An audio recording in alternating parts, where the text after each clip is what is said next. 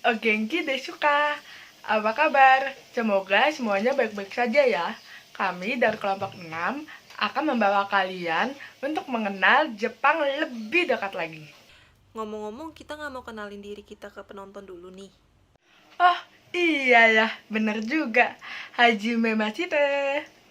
Watashi wa namae Glory desu. Watashi wa namae wa Vero desu. 私の名前はイチャです。私はジャネサです。Watashi no namae wa Sebastian desu. Watashi wa Olivia Leonita desu. 私はアレクシスです。Watashi wa Anden Edi desu.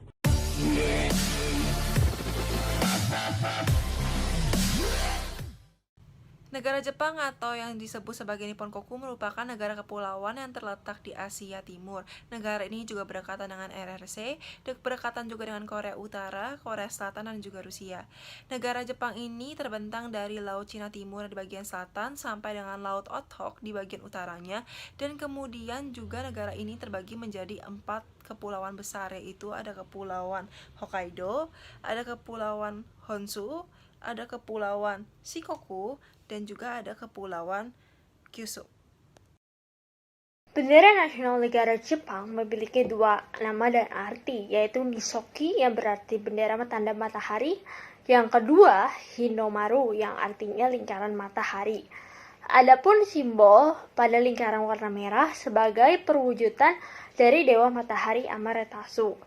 Hal ini diyakini karena negara Jepang akan dibawa ke masa depan yang cerah. Untuk warna putih pada bendera melambangkan tentang kejujuran, integritas, dan kemurnian hati orang Jepang. Negara Jepang menjadi salah satu negara industri yang maju di dunia. Nggak heran beberapa daerah di Jepang menjadi pusat industri masing-masing. Ada Kobe, Osaka, dan Nagoya sebagai pusat industri baja dan tekstil. Pusat industri porselin itu oleh daerah Kyoto.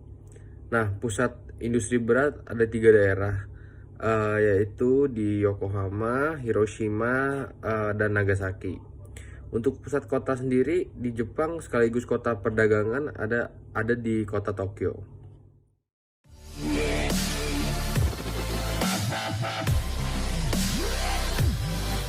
Jepang adalah negara yang sangat dikenal oleh kebudayaannya, termasuk pakaian tradisionalnya. Siapa yang tidak kenal dengan kimono? Pakaian tradisional khas Jepang ini biasanya terbuat dari bahan polyester, namun ada juga versi mahalnya yang terbuat dari kain sutra. Satu lagi pakaian yang terkenal dari Jepang adalah yukata. Sekilas yukata memang terlihat sangat mirip dengan kimono, bahkan coraknya pun hampir sama. Bedanya, yukata adalah pakaian kasual, sementara kimono biasanya dipakai untuk perayaan-perayaan yang penting.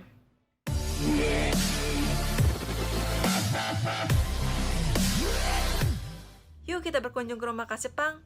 Eits, sebelum masuk, lepas dulu ya alas kakinya. Nah, kalau udah taruh di genkan. Udah, yuk kita masuk.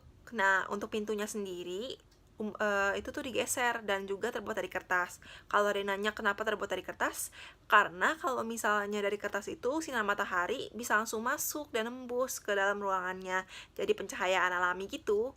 Nah, jadi hemat energi juga deh. Jadi ini dia ruang tamunya. Nah, di dalam ruang tamu ini tuh terdapat meja yang berkaki rendah. Nah, ini tuh biasa disebut dengan caputai. Nah, caputai ini tuh mejanya multifungsi. Selain bisa digunakan untuk makan atau duduk bareng, bahkan bisa mengerjakan PR juga.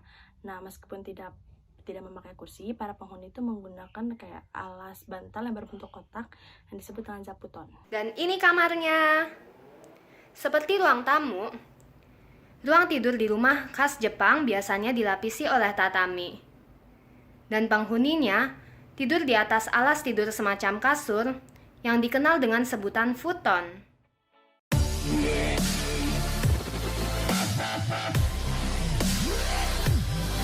Pernahkah kalian masuk ke rumah makan bernuansa Jepang dan berpikir bagaimana orang Jepang dapat menghasilkan alunan musik yang begitu indah dan menenangkan?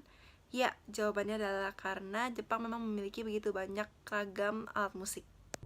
Ini adalah shakuhachi, yakni suling bambu yang bisa menghasilkan 7 nada. Shakuhachi berasal dari Tiongkok dan mulai masuk ke Jepang pada abad ke-6. Dan yang bentuknya mirip gitar ini disebut shamisen.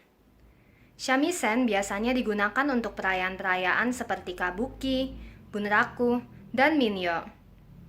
Shamisen pertama kali dibuat untuk seorang penguasa Jepang bernama Toyotomi Hideyoshi, yang juga merupakan pendiri dari Istana Osaka. Hideyoshi memesan shamisen sebagai hadiah untuk istrinya.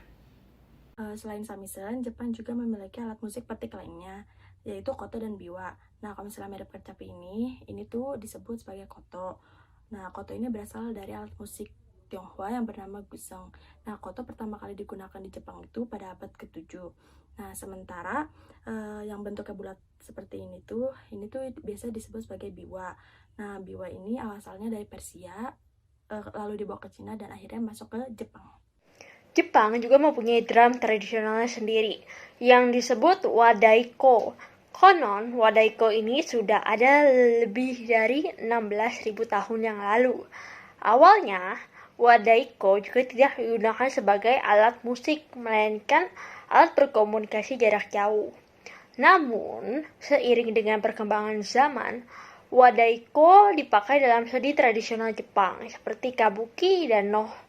Wadaiko dimainkan dengan stick drum yang disebut bachi. Oh iya, kalian juga bisa loh jadi seperti pemain wadaiko. Di beberapa game arcade di Jakarta, ada permainan yang namanya Taiko no Tatsujin yang terinspirasi dari wadaiko itu sendiri.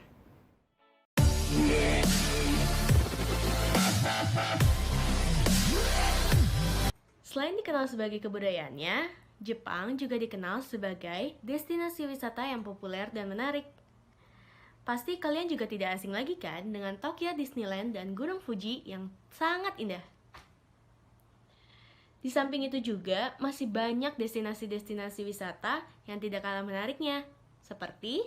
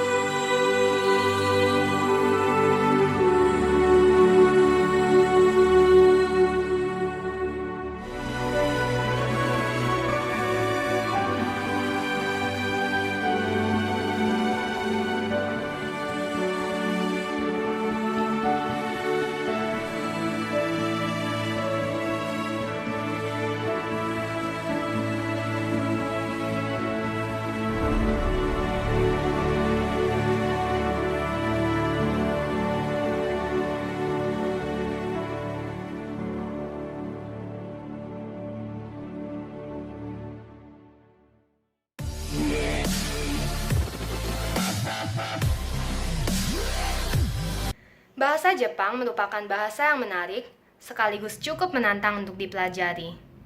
Bayangkan saja, jika biasanya kita menggunakan sistem alfabet Latin yang hanya mengenal 26 huruf saja, bahasa Jepang mempunyai 4 sistem penulisan yang berbeda, yakni kanji, hiragana, katakana, dan romaji. Wah, ribet juga ya. Meskipun begitu, Jepang tidak lantas menjadi bahasa tersulit yang pernah ada.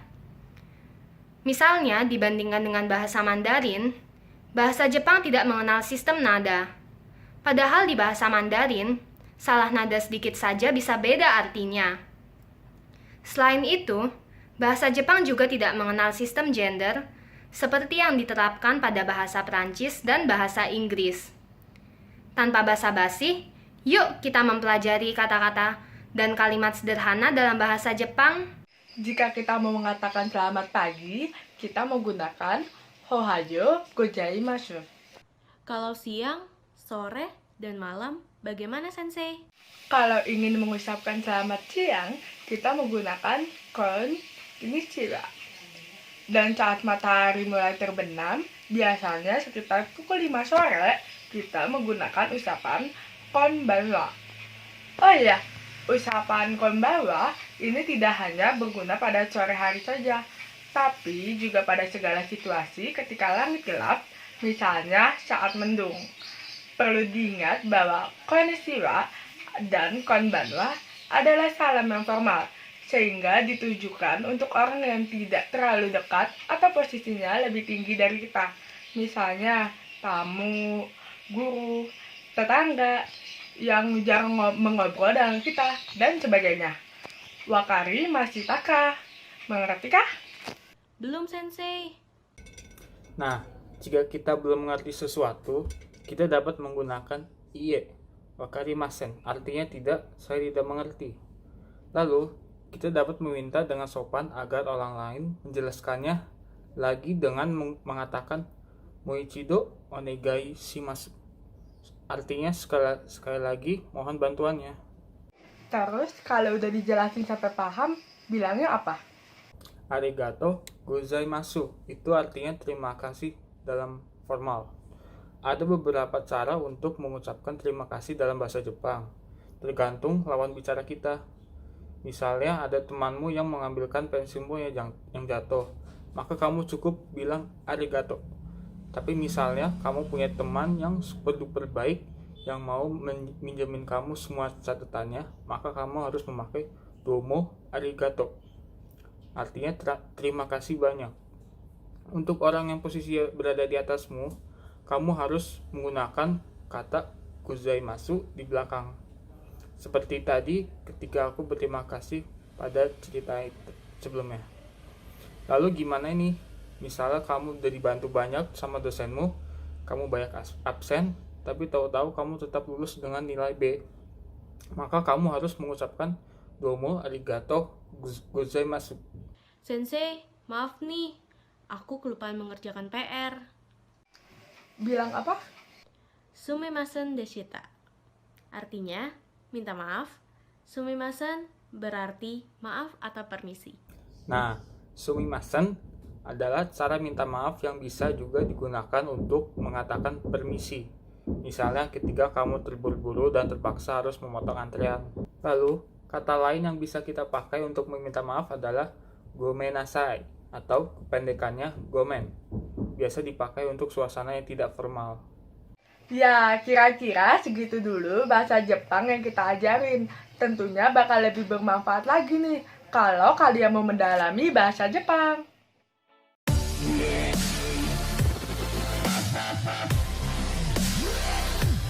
Duh, saking banyaknya hal-hal menarik soal Jepang, satu video aja nggak mungkin cukup buat menampung.